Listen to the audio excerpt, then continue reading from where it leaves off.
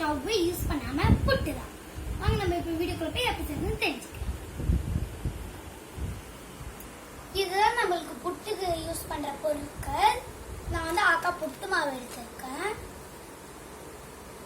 ஒரு பவுல்ல ஆக்கா புட்டு மாவு எடுத்திருக்கேன். அதில் கொஞ்சம் ஹாட் வாட்டர் ஊற்றிக்கலாம்.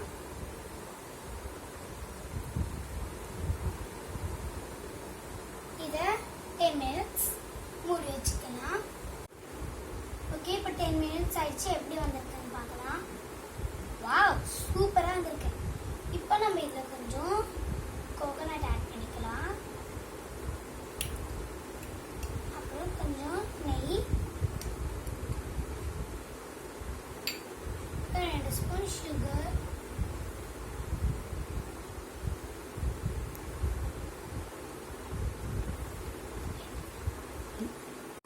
கொஞ்சம் இலைச்சி பவுடர்